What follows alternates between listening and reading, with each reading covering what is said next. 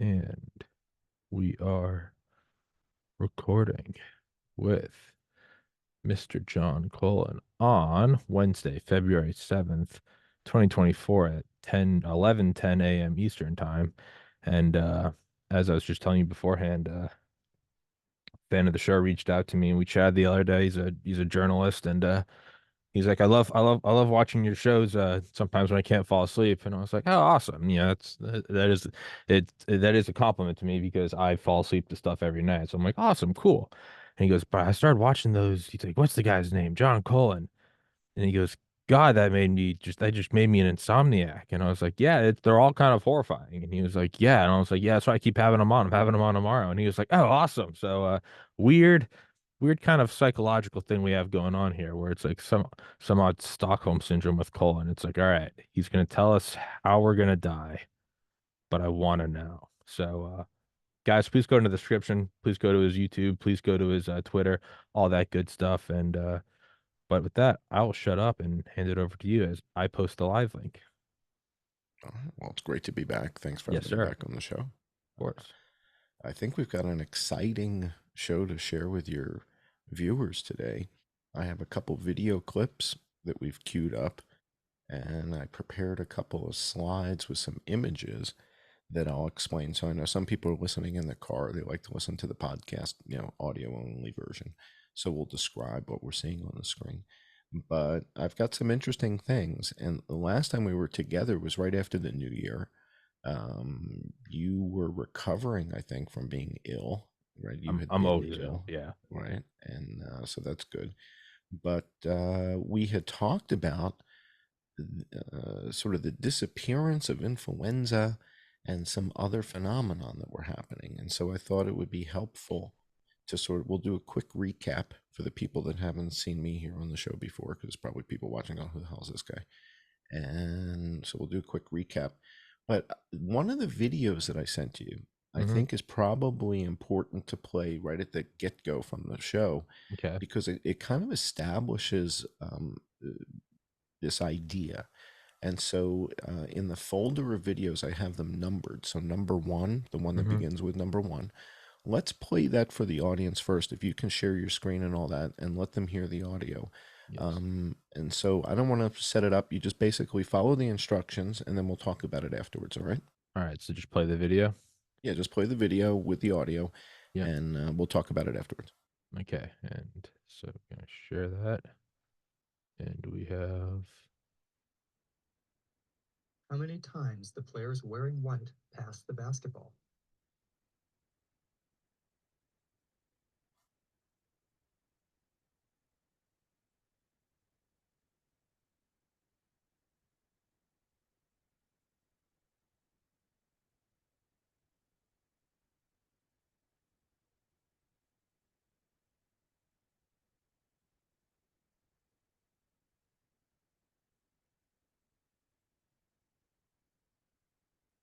How many passes did you count? 10. The Oh, correct fuck. answer is 15 passes. But did you see the gorilla? Yes.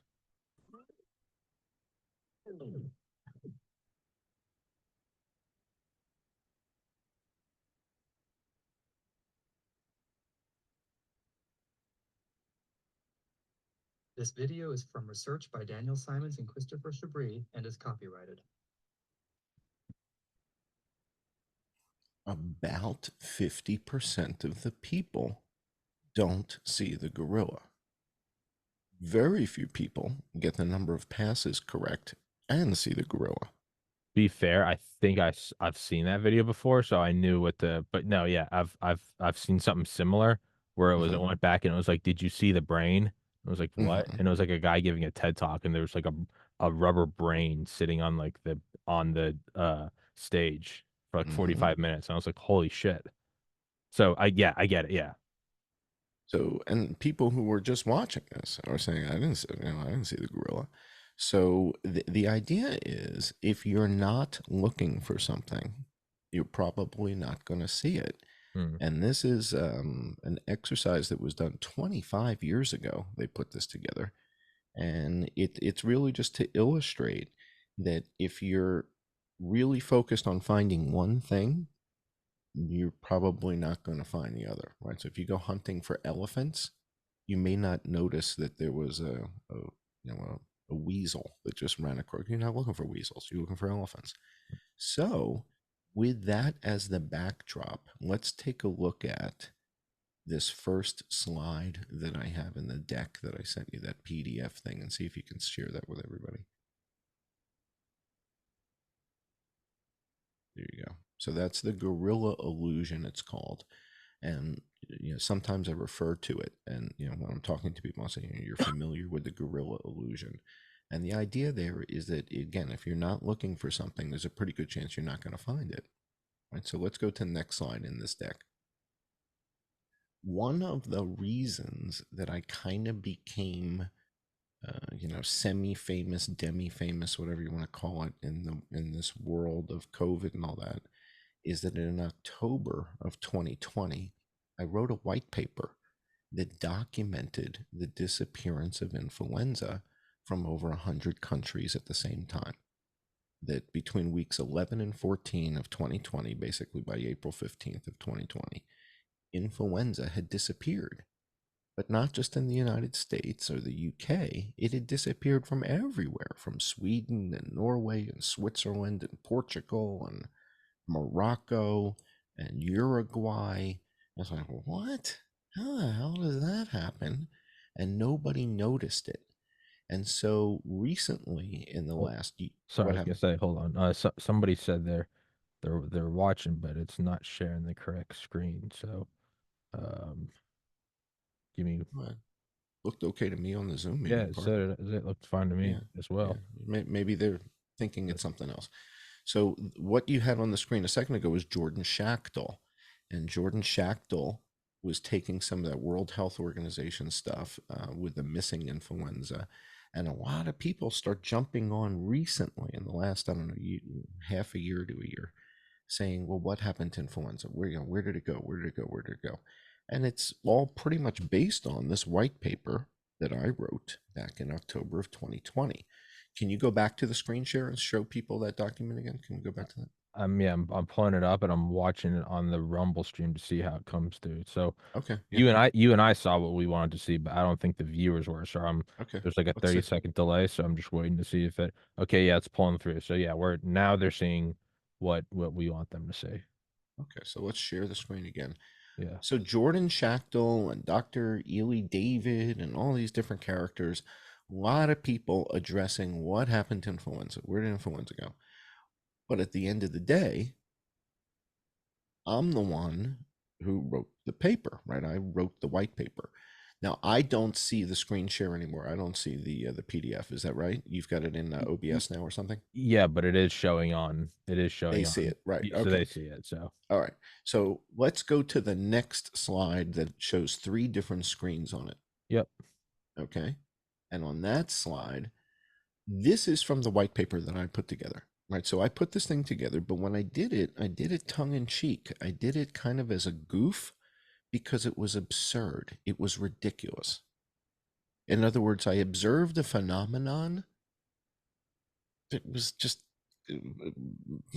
nuts. It's like, what do you mean influenza disappeared in 28 days from 100 countries on Earth? Mm-hmm. It's just ridiculous. I mean, I don't need a degree in epidemiology because I have common sense. And common sense tells you things like that just don't happen across 100 countries simultaneously if they've never happened before in history. And so at the WHO, you can see the baseline. You can go back in time and you can see, no, it's never happened before. So what the hell is it? What's going on? Why did influenza disappear? So I write this white paper tongue in cheek saying it disappeared because we stood 6 feet apart and we wore masks and we washed our hands. And it was the greatest accidental epidemiological phenomenon in the history of mankind. Right? We've never accidentally eliminated a pathogen before. But in this case, we did. We were trying to stop COVID, but in trying to stop COVID, we've accidentally eradicated influenza and no one noticed.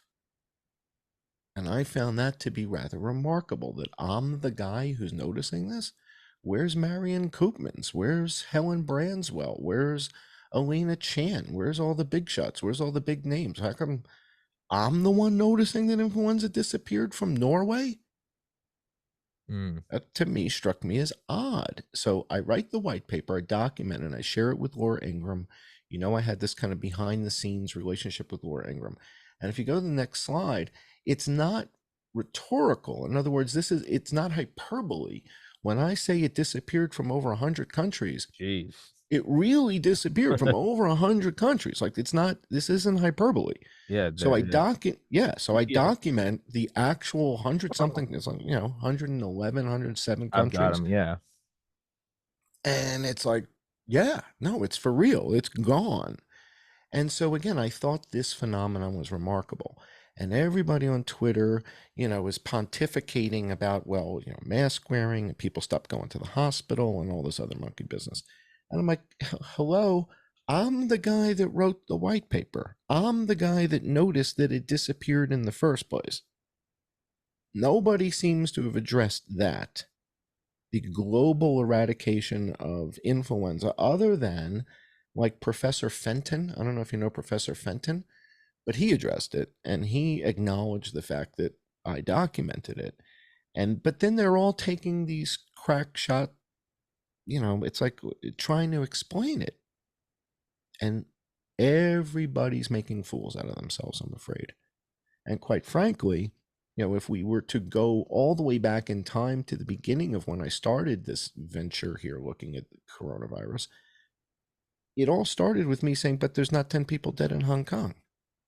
There's not 10 people dead in Shanghai, and there's not 10 people dead in Beijing. Why is everybody losing their minds over this thing? And everybody that you've had on your show, no disrespect, because I love you. I love you too, baby. Yeah, you're right. Everybody, That no one's talked about the no. no pun intended, but the gorilla in the room. To me, if you've got a pandemic that's originating in China, and we're about to shut down we're going to lock it down. We're going to put the airplanes away. We're going to build field hospitals. We're going to rush out vaccines and all that great stuff. How many people dead in Hong Kong? How many people dead in Shanghai? How many people dead in Bangkok, Tokyo, Seoul? Let's just do a quick once around the region. What do you mean there's not 10 people dead in Hong Kong, Shanghai, Bangkok, Seoul? What are you talking about? I thought it was a global pandemic.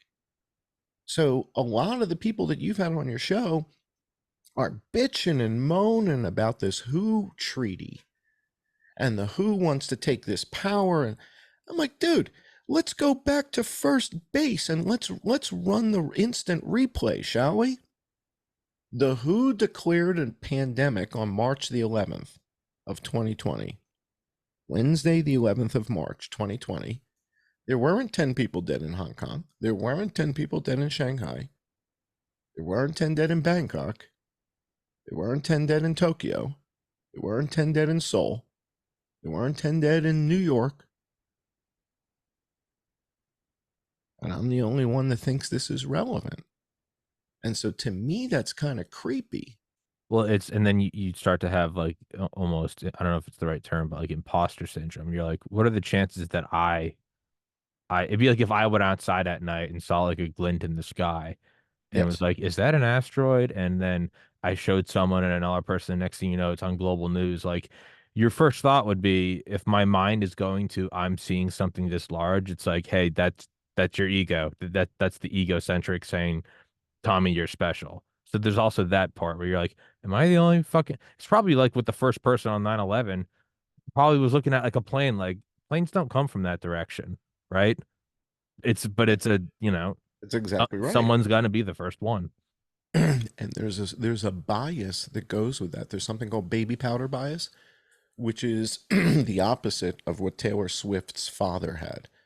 So some parents have baby powder bias. I'm like, yeah, like for example, Albert Einstein. Albert Einstein's mother used to say to him, yeah, yeah, yeah, yeah. E equals MC, eat your peas. right? So that's baby powder bias, right? Okay. She used to tell him, yeah, E equals MC, eat your vegetables. Shut up already, right? So that's baby powder bias. When you think that your own kids or whatever, there's no way they're going to be special. Yeah. Well, and then, like you said, sometimes you see something, you're like, how am I the only guy who sees this? And to me, Hong Kong, Shanghai, I never heard of Wuhan. So that to me, it was like, it was obvious. Well, how would you not check Hong Kong and Shanghai? Then I make a bunch of videos about it. And the videos are only a minute long. I'm like, well, I should be famous in about 4 minutes, right? I should be getting a phone call from Tucker Carlson any second now. I'm the guy that built the mapping system that Johns Hopkins is using. And I click on Shanghai and it tells me there's 4 people dead. And Anderson Cooper doesn't think that's relevant to the story.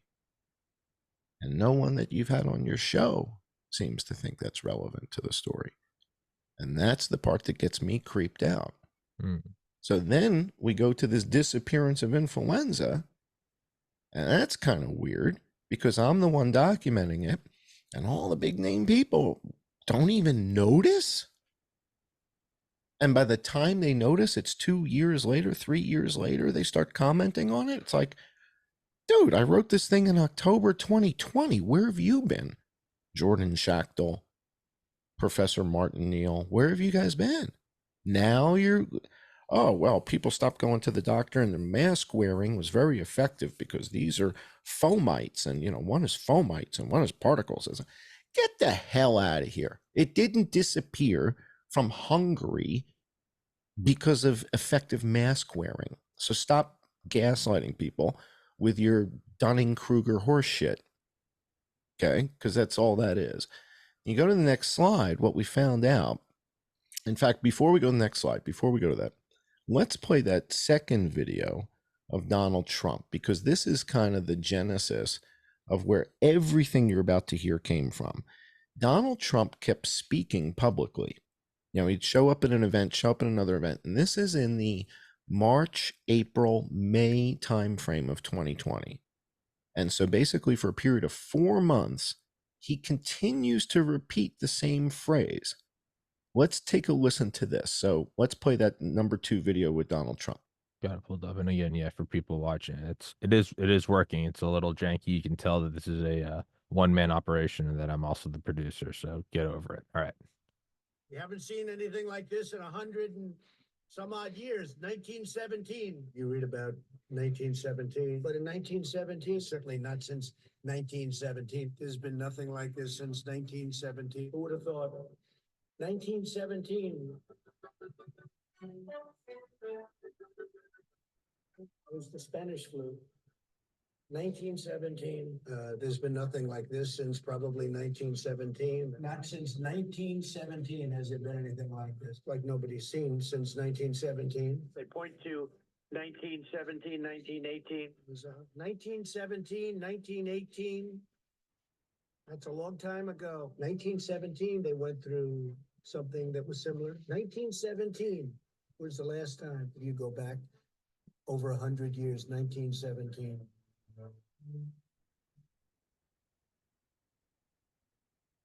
You all know what happened in 1917. That's over 100 years ago. You look at 1917, the pandemic. It was something. The worst pandemic since 1917. 1917. That's something. 1917 was a time. In 1917, it was vicious. Everybody that writes a book about the Spanish flu, 1917. The big one was 1917. You read about them. You read about them from 1917. A virus, the likes of which this world has not seen since 1917. Isn't that weird? The worst You've heard of the 1918 Spanish flu, right? 1917 is the worst since 1917. 1917. It's a long time ago. So in 1917, we had a horrible, in that case, it was a flu, right? You remember many years ago, 1917, 1918, right? 1917. This is the worst thing that's happened since probably 1917. 1917, 1918. The great pandemic since 1917, many, many years ago.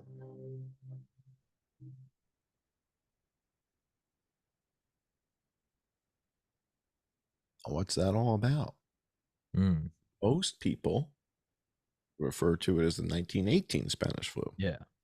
All right. And for 3.5 years, I thought the culprit was 1918 reconstructed H1N1 that Jeffrey Taubenberger dug up in Breivik Mission, Alaska, and reconstructed it. Turns out I only saw this compilation of Trump's recently. And when I saw it, I realized he was trying to correct me, because back in March, April, May, June of 2020, there was only one person on earth talking about 1918 H1N1 Spanish flu, and that was me. And I was doing it on YouTube and with Laura Ingraham privately. Mm, She's sharing it with him. Right now, he's not going to tell him it's 1917. He's not going to do that. But he keeps bringing it up, and he keeps bringing it up, and he keeps bringing it up. Now, why is 1917 important? Because 1917 was not H1N1. There was another virus in 1917 that they since have identified as being like a different lineage, unrelated. And it's an avian influenza from 1917. It came from they identified it in a goose, but it's different from the 1918 H1N1 piece. So this is a year earlier, and it's a different strain of influenza, and it's documented. So as I find the documentation on all this stuff, the audience shares it with me, and it's like, holy moly, we find all this together, and it's remarkable. It's like, what? This is a different virus. This is an avian influenza. So let's go back to that PDF slide deck I sent you. mm-hmm. And the next slide in the deck has got a bunch of chickens in a story from NPR. So after listening to Donald Trump talk about 1917, and I do the little research, and I found, 1917 was a different thing. It was an avian influenza. So then I start doing some searching for avian influenza. And lo and behold, we find that the United States just had the deadliest avian influenza outbreak in history. Oh, that's a little odd. I thought influenza disappeared. How could we have just had the worst avian influenza outbreak in history if influenza Just vanished disappeared? from every country, yeah. It's kind of bizarro. So Interesting. how would that happen? So we go to the next slide, and the next slide shows us, no, we also had the worst avian flu epidemic in Europe in history. Huh. So it's not just an American thing. It's not just corn syrup and Coca-Cola. It seems to be a global phenomenon. This happened in the United States. It happened in Europe. Well, let's get to the bottom line, because we've only got about an hour together. Turns out, on the next slide, the lovely and talented Harvard graduate, Kayleigh McEnany, is holding up Crimson Contagion, which is... John, by the way, we can go to we can go to like 12:30 if you want. We don't have to rush it. Oh, no, we're good. We're good. Yeah. So Haley McEnany is holding up Crimson Contagion in her hand. And the net of this is that in 2019, we went into an exercise called Crimson Contagion that was based on an H7N9 influenza outbreak in China. And the thing is, unlike Event 201 is what we call a simulation, the desktop simulation, right? Conference room, 3 hours, starts at 1 o'clock, ends at 4 o'clock, right? That's a simulation. Crimson Contagion is 8 months long. That's a live exercise. That's real. It's an H7N9 outbreak in China, and there is an H7N9 outbreak in China. It's not a simulation. It's real. And she's holding up the documents in her hands. You see that, right? You see her holding up documents, right? Well, on the next slide, you're going to see what it says on the spine of those documents because somebody's got a really good camera. And we were able to zoom in and see what she's carrying. Contagious Pandemic Crisis Action Plan version 2.0. Version 2.0. Right. Mm. And then the Crimson Contagion 2019 functional exercise AAR, she's carried the unclassified version of it. You see down below her fingertip, it says unclassified and green. unclassified. Right.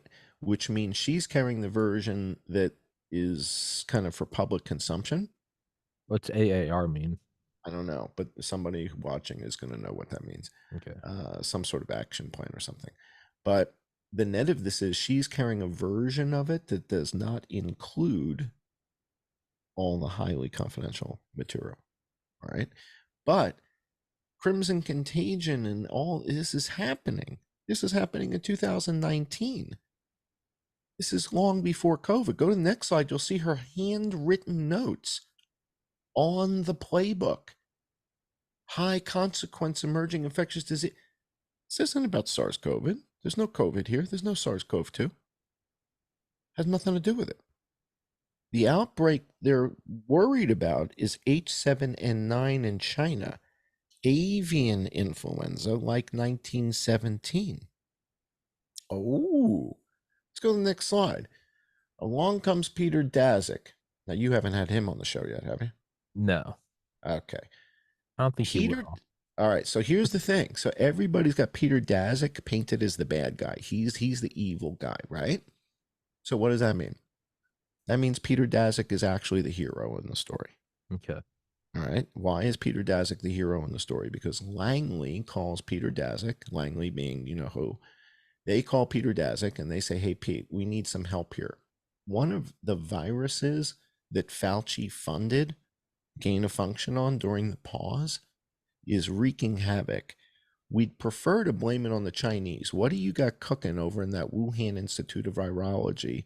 It's got a whole bunch of bells and whistles on it because we really prefer to not let everybody know that it's our fault that 10 million people are going to die. So you've got something there, right? That Dr. Shi lady, you've got something she's been working on, right? And it's got all kinds of goodies on it, right? You got something with a GP120 and a CGG.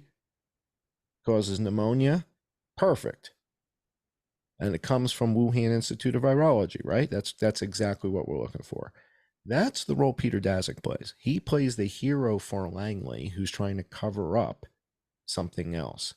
So when Peter Daszak puts out this tweet talking about how he's notifying ProMed on December 30th, there's nobody dead from COVID. What's he so worried about? Some pneumonia in Wuhan? Who gives a hoot? By the time the WHO tells us about this on January the 11th, there's 41 cases. So we got 41 cases. We've got one guy dead on January 10th. So on December 30th, there's nobody dead. And there's obviously less than 41 cases. So what are they so worried about? What was with this pneumonia that he's so concerned in Wuhan? If there were 41 cases of pneumonia in Sioux Falls right now, would he know about that? Would he care about it? I don't know why he would. Go to the next slide, January 14th of 2020. We still don't know if it's contagious. But the day before, January 13th, President Trump signed the Moderna deal. The Moderna deal was not for COVID, my friend. And that's earth-shaking. All right, the Moderna contract was signed January 13th, 2020. There's only one guy dead on Earth from COVID, and we don't yet know if it's contagious. That contract wasn't for SARS-CoV-2. That contract was for the virus in China. That contract with Moderna on January 13th was for inoculations for the virus that was crimson contagion. Not for COVID. We didn't even know if it was contagious. What the hell are we buying vaccines for? We got one dead guy in China. How many people on January 13th were already dead from influenza that season, which starts in October? 50,000. So we've got 50,000 dead from influenza, and there's one guy died in China, and there's 41 cases. Okay, let's go to the next slide. 4 days later. All right, so now we're up to January 15th. We got a second dead guy. So Peter Daszak was terrified December 30th, 2 weeks earlier, about this really wicked, wicked, wicked virus. And as of January 15th, we now have 2 dead guys in China.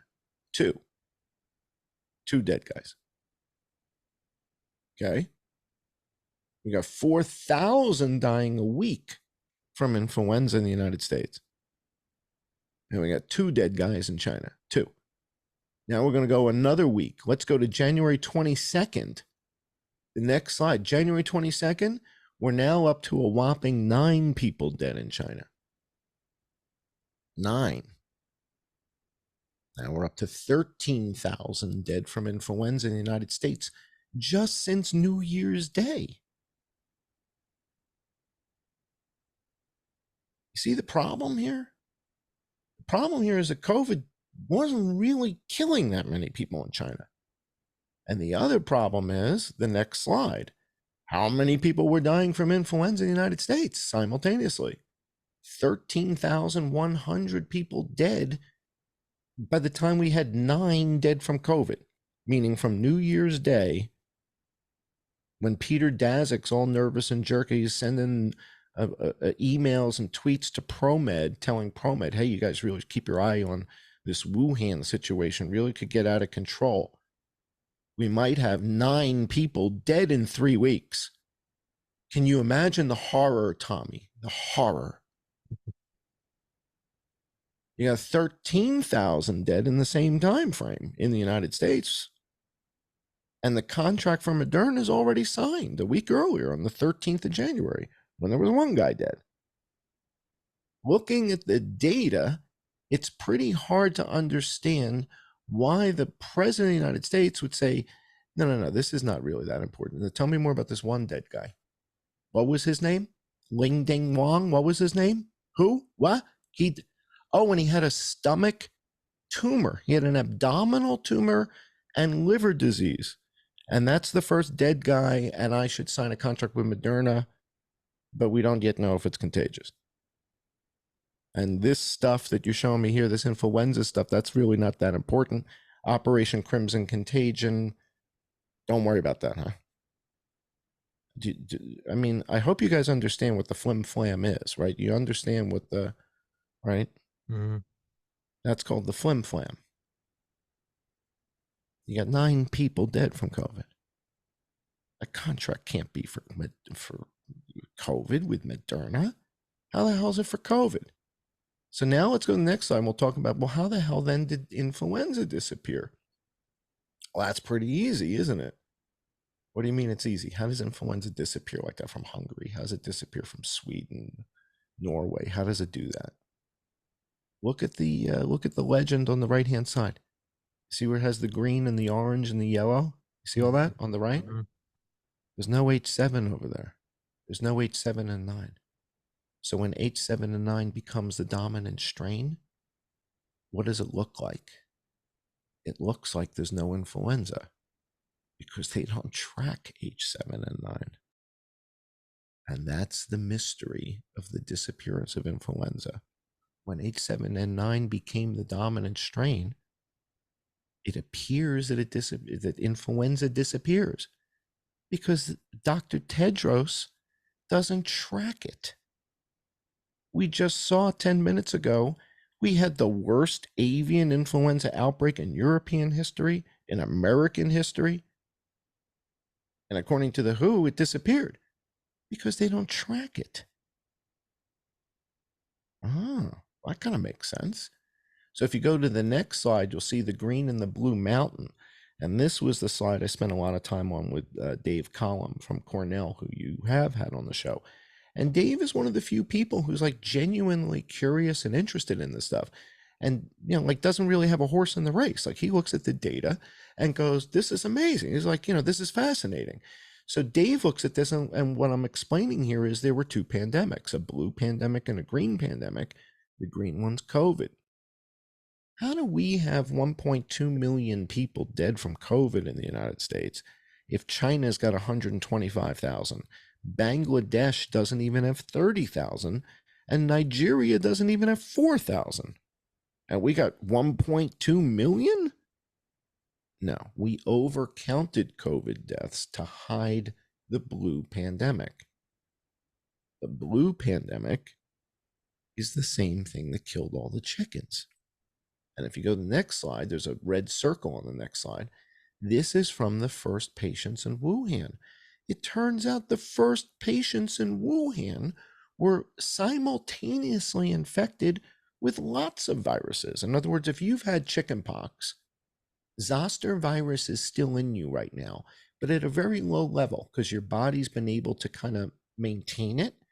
So what you see here are a whole bunch of different viruses that were in the first patients in Wuhan.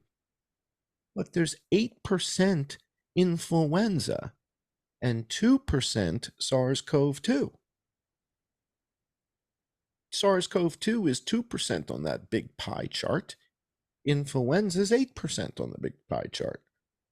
And yet, Dr. Stephen Quay and a bunch of other people said, well, this must be a contamination. What? I would think the 2% is a contamination. Why is the 8% the contamination? So the results from the first patients in Wuhan show us they've got influenza. And you go to the next slide, Dayu is a scientist, a genetic scientist, I think, in China. And she posts this and says, you know, it's weird. We got the H9N2, and there's a connection here, but look at the H7N9 genes. They're in green. So every line you see here that's in green is H7N9 influenza. That's a highly pathogenic strain that connects back to the 1917 story from Donald Trump. 1917 was avian influenza. Here we've got H7N9, avian influenza in Wuhan, in the first patients. These are the first 41 patients in Wuhan. And we got H7N9. This isn't a theory. These are test results, right? Next slide, I just zoom in on that a little bit. Right? So now you see all the yellow and the green. Well, the green is the H7N9. It's like, there's a fair amount of that, guys. How do you just ignore this? How did this, why am I the guy bringing this up? Everybody thought this was irrelevant. You've got a strange pneumonia in China, and these people have H7N9 avian influenza, and we were doing Crimson Contagion about H7N9 influenza. Well, if you go to the next slide, I've been doing a lot of work recently with a nurse named Amy, and on Twitter, she goes by Question It. And she's been helping dig up a whole bunch of documentation that kind of supports this, that they've been doing gain of function on H7N9, that Ron Fouchier at Erasmus in the Netherlands and Yoshihiro Kawaoka at the University of Wisconsin have been screwing around with these avian influenzas for some time. They've been combining H5N1 with H7N9. They did gain of function on H7N9.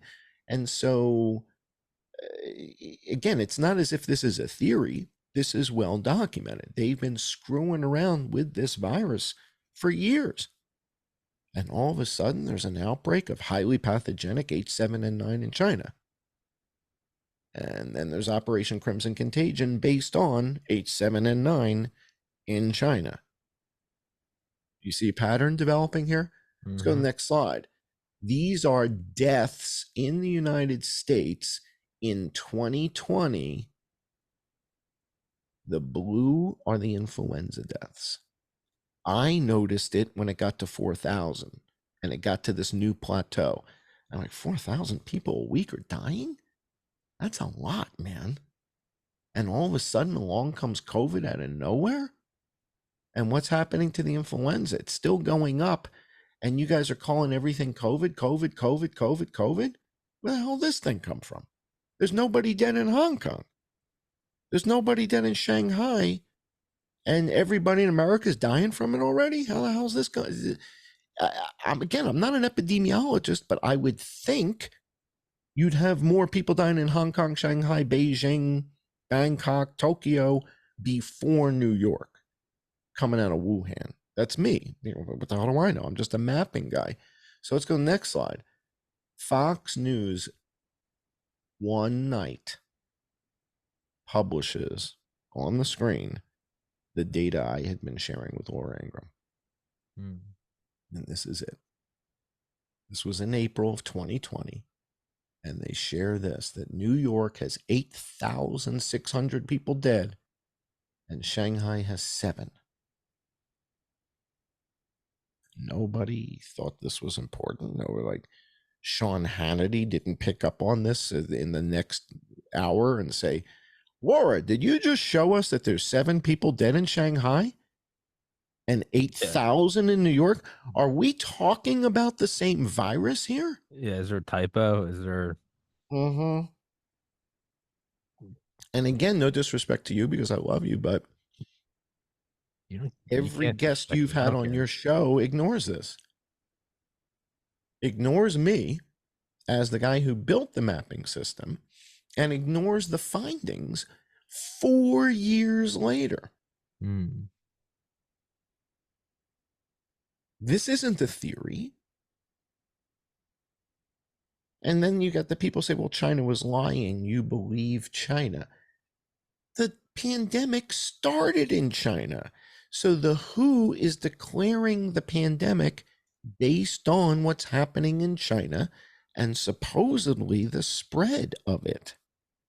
And I'm documenting it's not really spreading. What's happening in New York does not appear to be the same thing that's happening in China. Okay, he's got more dead in this slide. He's got more dead in New York City than they do in all of China. There's not 8,000 people dead in China when this picture was taken. The next slide documents what was actually happening. And this is from the UN. The UN has an organization called the Food and Agriculture Organization, FAO, like FAO Schwartz, the old toy store. So the Food and Agriculture Organization of the United Nations doesn't appear to talk to the World Health Organization because they put this out. They didn't get the memo. And what this tells you is that H7N9 is in the food supply. It's in the chicken. Wait a second. We just heard that we had the worst avian influenza outbreak in American history, and that Europe just had the worst avian influenza outbreak in European history. And South Africa just culled more chickens than ever in history. And Japan just culled more chickens than ever in history. You mean this has been going on? And everybody you've had on your show didn't realize that? Nobody knew that the worst avian influenza outbreak in human history was happening at the same time as COVID. Yeah. The gorilla. So influenza disappears and they don't notice it. And it doesn't really disappear. It's killing all the chickens and they don't notice that either. That's like getting thrown out at first base, not knowing you got thrown out at first base, and get thrown out at second base also. It's like, God, you suck. All right. So the next slide, the next slide documents that in 2019, highly pathogenic H7N9 reemerges. This is deadly stuff, man. This is BSL-4. This infects your brain.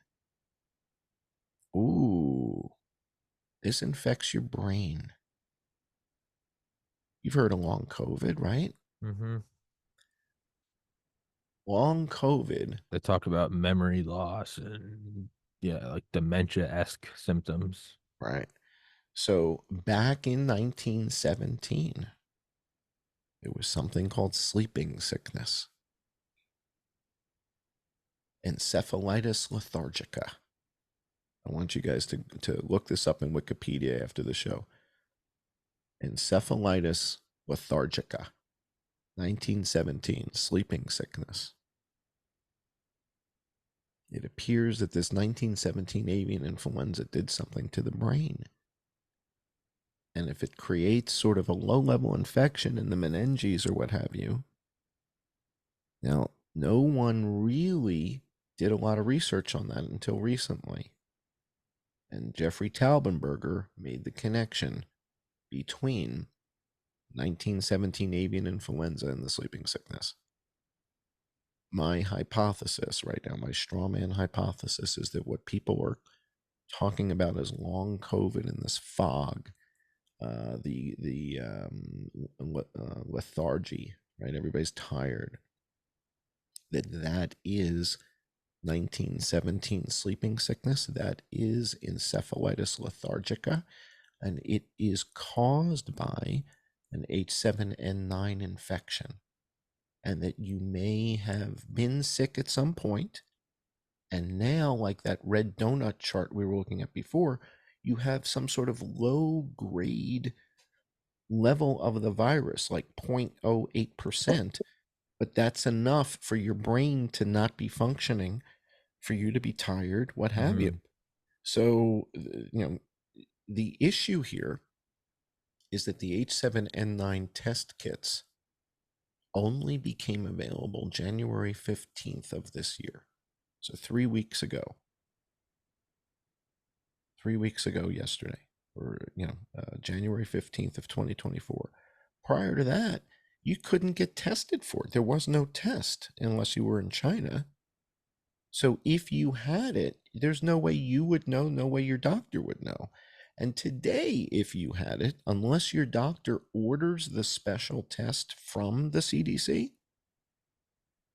your doctor's still not going to know, because the H7N9 is not in a standard PCR test. It's a special test that has to be ordered directly from the CDC or the WHO. So unless your doctor's done that already and ordered these special tests, there's no way they're ever going to find H7N9. And that's why everybody on your show who's a physician has no idea. It's not in it doesn't show up. And the WHO doesn't track it. So it appears to everybody at arm's length as if influenza disappeared.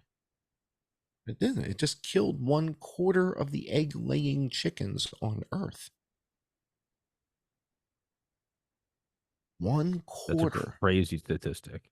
of the egg-laying chickens on Earth just died or were culled from this virus, and no one made the connection. In that folder I sent you videos, video number 3. Which one is that? What's the title on video number 3? Let me find it. Come on. Okay.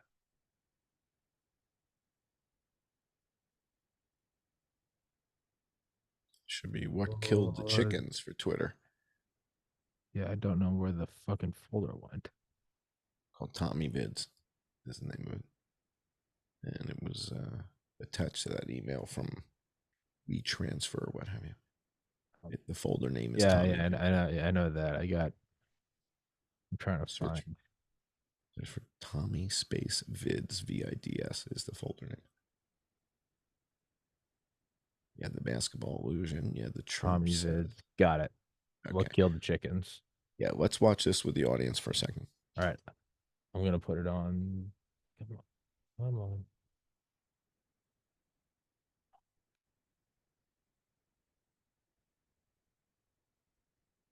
Doing the same thing.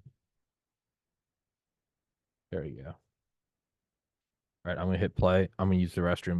But I'm gonna watch it on my phone. So, all right. Do it.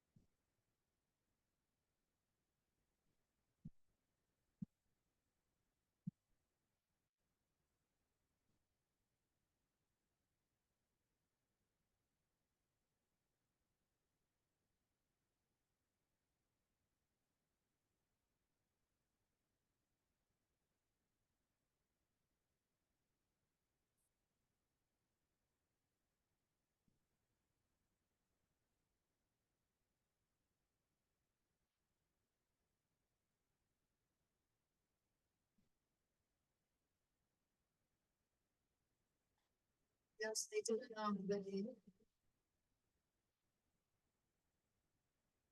now the damn if I'm going to stick around and take any more of you and shit. Just sit down there and around you, no you was thinking. Sit down, get me on a good off forward. See if you say.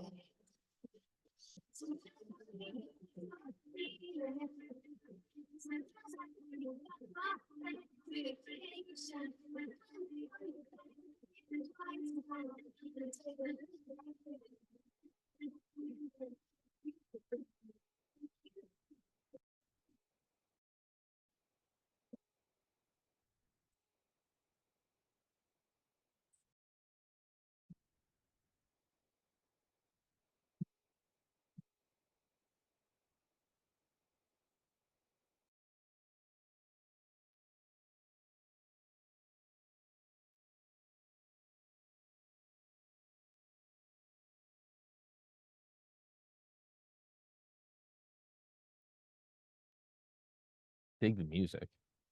Yeah, baby. So the net of this is we just had the worst avian influenza outbreak in history. Crimson Contagion was based on it. It happened in China, and it was all around a version of a virus that Dr. Kawaoka basically created at the University of Wisconsin with Dr. Fauci's money.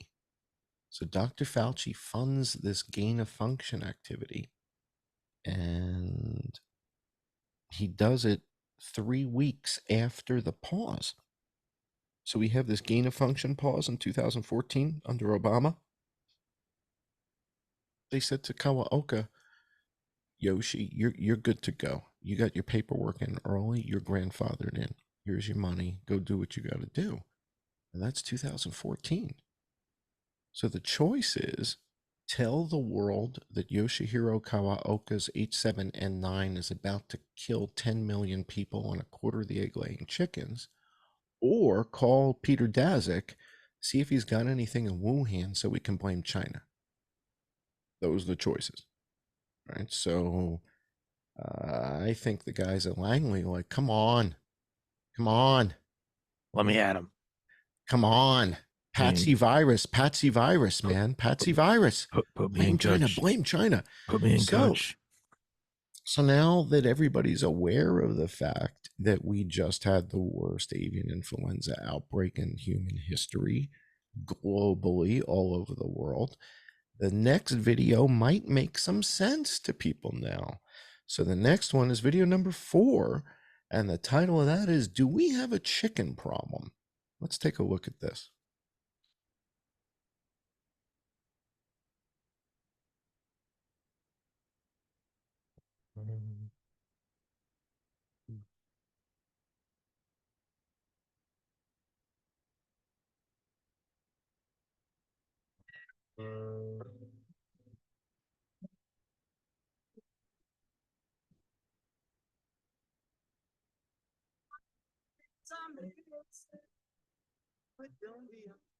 It's a huge fire of a massive fire at an egg farm. A large fire damaged a plant southeast of Moses Lake. Fast moving flames tear through a barn in Bowling Green. Take a look at all of that smoke pouring out of there. 3 barn fires right now, big fires. Each building, we're told, has tens of thousands of chickens. There are 3 chicken coops on fire. There is a massive barn fire burning at Hickman's Egg Farm in Tonopah. Nearly 300,000 chickens were trapped inside of this 3-story steel building on the outskirts of Ceres as flames and smoke took over. Massive flames burned down a barn with tens of thousands of chickens inside in Wright County overnight. A poultry farm fire in Lebanon County that has caused $12 million in damage. 2 chicken houses caught on fire in the Ruston community in Jones County last night. Flames tore through a barn at a poultry farm early this morning. Fire has destroyed a chicken house, killing thousands of chickens. This massive fire, it happened late last night in Howard Lake, straight west of the cities on Highway 12. News out of Pasco County. Crews battling a huge fire at a chicken farm. It's all happening on Cow Main Foods along Simpson Farm Lane in Dade City.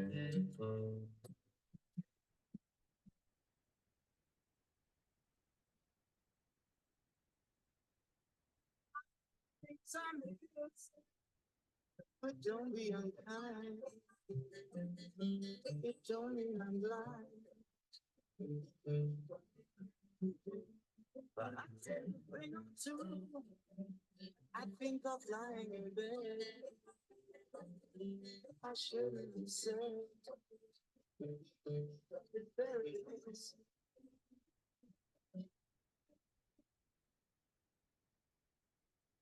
You're singing song of pleasure. You are meant to be here.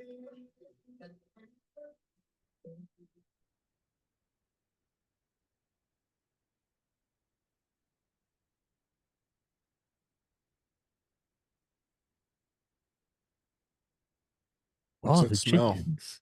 Can you smell that? You got the sauce? Who's got the sauce? Who's got the sauce, Tommy? I don't know if it's related or it's just, a total coincidence, but we just had the worst avian influenza outbreak. 1/4 of the egg-laying chickens died. We culled chickens in Japan, South Africa, Australia, across Europe. And chicken coops are burning down all over the place. Again, I don't know if that's related or just purely coincidental. Maybe this happens all the time.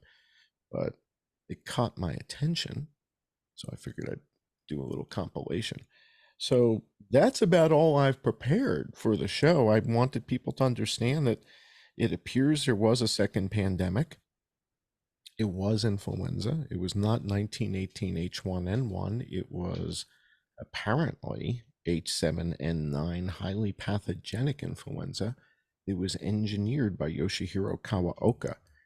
And again, I guess the frustration that I have, or, sort of the thing I guess I just don't understand is how so many professionals, whether they're physicians or PhDs, professors, just ignore all of this stuff. They ignore the mapping data. They ignore the comorbidity, that influenza is #1 comorbidity. They ignore the PNI data. It's just kind of remarkable to me.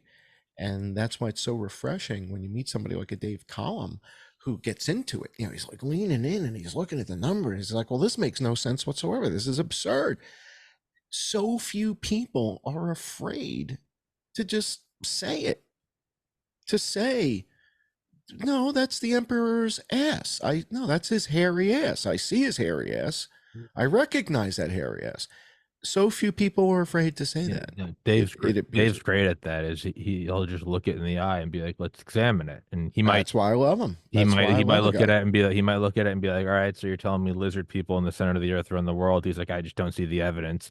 But but he'll look Right. at anything and with Right. a rational, fair, Yeah. he doesn't give a fuck what anyone thinks of him. He goes, well, let's examine. He's like, what is, it's like he'll take a dive into Pizzagate or election fraud or Area 51.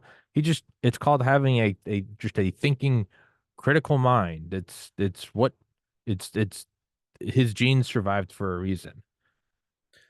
Well, we got a lot of people whose genes have survived, and we've got to be careful there. His approach is so refreshing, and when he and I had the opportunity to talk about influenza burden and to look at the definitions of influenza burden, again, everyone you've had on your show thinks 30, 40, 50,000 people die each year from influenza in the United States, and that's not true. That's not a real number. So he took the time to look at it and assess it and realized I was right. This is a fraud. And so few people are willing to do that. And so that's why when you do meet someone like him that is open-minded, that's willing to consider this type of evidence, despite the getup, despite the outfit, the fact that I'm in, incognito, you really have to tip your hat to the guy. So, and I do. I have great respect for him, but it at the same time, I'm kind of dumbfounded because it's not the things I'm bringing forward. These aren't theoretical. This is data. I'm bringing forward evidence. The whole purpose of the incognito is that I get to fall back into the shadow and disappear. And the evidence is on the table. What's the It's not about it's it's the not about concept me. behind the runway model. The reason why the runway model isn't the same as the busty Sports Illustrated model is I always thought this was fascinating, is you want the clothes to stick out, not the model.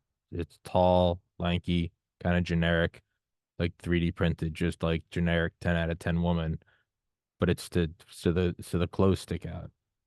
And they all look the same on purpose, right? But you see So but you notice the clothes, which is the point of the fashion show. right. So in my approach, I didn't want this to be about me and my credentials and where I've been and what I've done, and therefore you should trust me. I wanted it to be, here's the evidence that I found. You look at it. Mm. You look at the document from the NPR that says this is the worst avian influenza outbreak in American history. You look at the documents that say it's the worst avian influenza outbreak in European history. You look at the documents about Japan, about Australia. And then you tell me, what do you think is happening here when you see influenza disappear from the WHO? I'm telling you, I think it's because they don't track H7 and 9 because it's not in the legend. That's not a theory. It's not in the legend. Right? That's not a theory. It's not there. They don't track it. It's also not a theory that there was no test for it for 4 years. The test just came out January 15th. That's evidence too. So when I put all this evidence on the table and then I disappear, the evidence is still there. And yet nobody's got the guts to pick it up and do something with it. I don't get that. I don't understand it. It's like, how do you ignore the fact that there weren't 10 people dead in Shanghai? How do you ignore the fact that President Trump signed the Moderna deal when there's one guy dead and we don't know if it's even contagious? We know they were developing vaccines for H7 and 9 in 2013, 2014, 2017, 2018. We signed the contract with Pfizer for an mRNA influenza vaccine. So this whole thing on COVID and everything about COVID, and did it come from the lab? Did it not come from the lab? And the spike protein and the Delta and then the Omicron. How many passes did the white shirts make? Dude, it's exactly what it is. It's Stephen Paddock and Mary Lou Danley. And it's like every physician in the world just spent 4 years researching Mary Lou Danley and Stephen Paddock's history, only to find out that the shooters are in the helicopters. They have nothing to do with it. So it's that type of thing. Again, there are people like Dave Collum who just, the ego isn't part of it because he knows how good he is at organic chemistry. Nobody's expecting him to do the shit that I'm doing, right? It's like he's got a day job. Yeah. Right? He's doing he's doing organolithium chemistry over there, doing the thing he's got to do. He realizes it's not a slight on him if he didn't notice that the field hospitals got put away in 10 days. And you and I actually, I think you and I went into detail of that at the end of our last show. Just kind of the process of humility is it's a-okay. It's a-okay. It's pivotal. Yeah. If you don't have it, I mean, how the hell is anybody supposed to figure this all out so early? Again, I thought for 3.5 years this was 1918 H1N1, and only recently did I realize, no, Trump is talking about something else. That's why we played this video. He is emphatically talking about something else. He's making it crystal clear. It's this. And whoever you are in the hat and glasses that keeps saying 1918 H1N1, no, 1917, 1917, 1917. It's pretty clear to me, but it's hard to comprehend because this is one of the biggest cover-ups in American history. I mean, you got to set the alien stuff and the spaceships and, all that. To me, that's at the tippy top of the ladder. It's like all that stuff, that takes the cake no matter what. So you got to set all the alien stuff aside. But when you set the alien stuff aside, a pretty big cover up if they just inoculated 200 million people for a virus and they told you it was for another virus. Oh, man. Oh, oh, Yeah. Yeah, it's a biggie. oh. So like this is the type of information that, quite frankly, the Democrats could use to end Trump's candidacy. In other words, they could take the information I'm reporting here and say that Donald Trump lied to the American people, and Ivanka Trump and Mike Pence lied to the American people and told everybody that that Moderna contract was for COVID, but it was for influenza. So why don't they do that? Why don't the Democrats do that? Why don't they attack Trump with the facts and say, you hid this? You lied to the American people about COVID. You lied to the American people about the field hospitals. Why don't they take this evidence and use it against their mortal enemy? Because it's a show. Because it's all a show. Rand Paul has all my data. People send it to him every single day on Twitter. He knows exactly. In fact, he mentioned avian influenza on his recent interview with Tucker. I don't know if you saw this. He did an interview with Tucker a week or two ago, and he mentions avian influenza in the interview because this little audience of mine is sharing this stuff with him.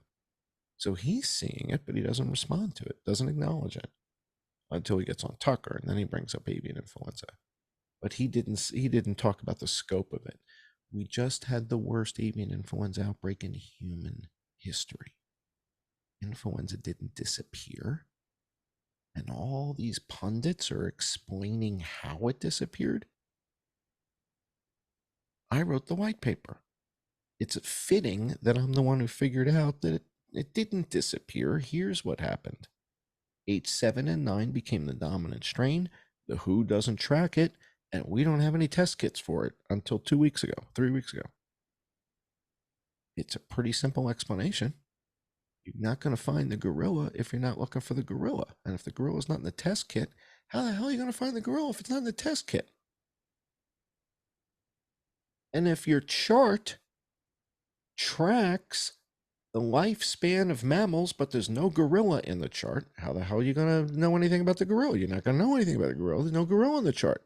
You got giraffes, you got pangolins, you got bats, you got raccoon dogs, but you don't have any chickens, do you? Isn't it weird how everything was about bats and pangolins and raccoon dogs, and none of those things are in the refrigerated section at the supermarket, are they? But the pandemic, they were really worried about Crimson Contagion, was in the food supply, wasn't it? Didn't Tyson Foods have a devastating outbreak of COVID? Yes, they did, didn't they?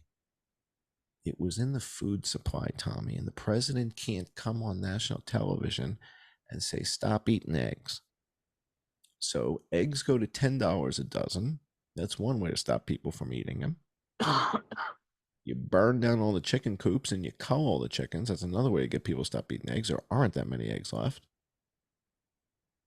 But it was in the food supply. We know that from the Chinese. The Chinese documented this. The Chinese have vaccines for this. The Chinese have vaccinated their population and their chickens for this. So China's not lying. China is where we get the best information from. China told the truth about all this, and so we did Operation Crimson Contagion.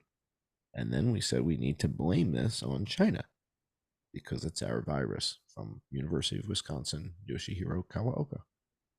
For those of you who want to know, what should I take if I have long COVID? I'm not a doctor, but I used to play doctor when I was 6 years old, and I was very, very good at it. So I really enjoyed playing doctor a lot. So I would recommend you speak to your doctor and ask your doctor about 2 particular medications that are known for being effective at treating this.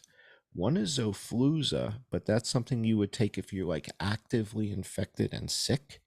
The other is something called nitazoxanide, which the product name for it is Alinea, Alinia, and you can go to alinea.com or zofluza.com to get information. But ask your doctor. So if you're sick and you've got a fever and the chills and all that stuff, you might want to take the Zofluza. If you think you had been sick, but you're having these long COVID type symptoms, ask your doctor if some sort of low dose nitazoxanide regimen to get rid of this lingering amount of virus that might be in your body would be appropriate or not. Again, I'm not a doctor, but when we saw that donut chart, we see that people are carrying lots of viruses in them at different levels, at different, different intensities. So if you're if you're lethargic and you're not thinking clearly, ask your doctor about this Alinea, low dose type thing to see if that can purge whatever might still be in your system, because we know that it's effective against this particular virus. Not to bring to an abrupt end, but I gotta wrap this one up because I got another Yeah, show that's all highly I've got. scheduled. Yeah. I'll email you today and we'll schedule the next one. I Thank love you it, so dude. much. Dude, I fucking love having you on. And yeah, man, I again, it's not just Go to something I YouTube. say. I thoroughly enjoy the Thank you. the humility of both of us going back, just seeing no egos attached to it. Yeah, go to his YouTube, go follow his YouTube, go follow his Twitter. I'm not on Twitter or YouTube or Reddit or iTunes, so I'm Bad slowly boy. just being backed away You're into the shadow. I am bad becoming boy. the true incognito as I'm You're pushed such a away into bad boy. nothing. I know. Thank you, Tommy. I know. And again, I should be talking about Taylor Swift and football, but I just, next week. fuck that. Fuck that. Dude, thank you so much for your time as always. It's always a pleasure to have you on. I enjoy the banter. I enjoy your presentations. And most of all, I appreciate the time out of your day, man. So till next time, brother. Much All love. right. Thank you so Thank you. much. Guys, Thanks, thanks for everybody. watching. Take care. Peace.